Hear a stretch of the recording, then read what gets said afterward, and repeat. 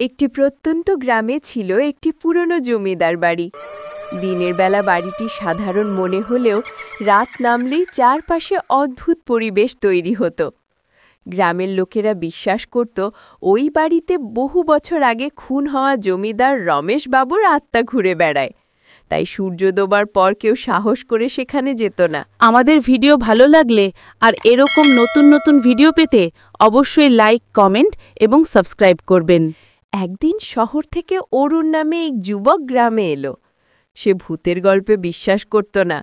গ্রামবাসী তাকে সতর্ক করলেও সে শোনেনি। বরং অরুণ ঠিক করল আজ রাতে সে জমিদার বাড়িতে রাত কাটাবে। রাত নামতেই চাঁদের আলোয় অরুণ ব্যাগ নিয়ে বাড়ির ভেতরে প্রবেশ করল। ভাঙা দরজা ঠেলে ঢুকতেই কেমন যেন ঠান্ডা হাওয়া বইতে লাগল। চারদিকে অন্ধকার, শুধু টর্চ লাইটের ক্ষীণ আলোয় ভাঙাচোরা আসবাব আর মাকড়সার জাল দেখা যাচ্ছিল। অরুণ একটু সাহসী ভঙ্গিতে গাড়ির ভেতর ঘুরছিল। হঠাৎ ওপরের ঘর থেকে টুকটুক শব্দ এলো। সে ভাবল হয়তো ইঁদুর, কিন্তু শব্দ থেমে আবার শুরু হলো, যেন কেউ পায়ের আওয়াজ নিয়ে হাঁটছে। অরুণের বুক ধরফর করতে লাগল। টর্চ হাতে সিঁড়ি বেয়ে ওপরে উঠল। দরজার সামনে গিয়ে হঠাৎ বাতাসের ঝাপটায় টর্চ নিভে গেল। চারপাশ একেবারে অন্ধকার। সেই অন্ধকারে এক অদ্ভুত কণ্ঠ ভেসে এলো। আমার বাড়িতে কেন এসেছি? এখানে কেউ আসতে পারে না। আমার ঘর থেকে বের হয়ে যা। অরুণ ভয়ে ঘেমে উঠল।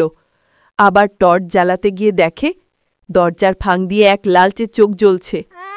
সে দরজা খুলতেই ভেতরে কেউ নেই, কিন্তু ঠান্ডা বাতাসের ঝাপটায় দরজার জোরে বন্ধ হয়ে গেল। অরুণ মরিয়া হয়ে দরজা ঠেলতে লাগল, কিন্তু খুলল না। হঠাৎ ঘরের কোণে সাদা ধোঁয়া জমে একটা মানুষের অবভায় তৈরি হল। দীর্ঘ চুল, লম্বা পোশাক আর চোখ দুটি লাল আগুনের মতো জ্বলছে।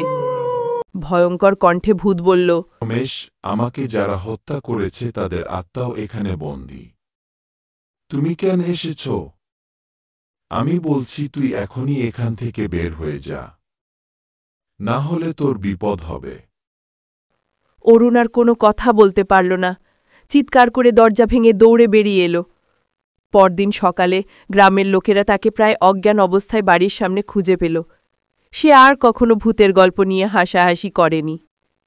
আজও সেই জমিদার বাড়ি রাত হলে নিস্তব্ধ থাকে, আর গ্রামের লোকেরা দূর থেকে ফিসফিস করে বলে, ওখানে এখনো রমেশবাবুর আত্মা ঘুরে বেড়ায়। এখনো ওই আত্মা জমিদার বাড়িতে বন্দী আছে। যদি তোমরা রাতেবেলায় সেখানে যাও তাহলে তোমাদের বিপদ হতে পারে। রাতেবেলায় তোমরা কেউ ওখানে যাবে না।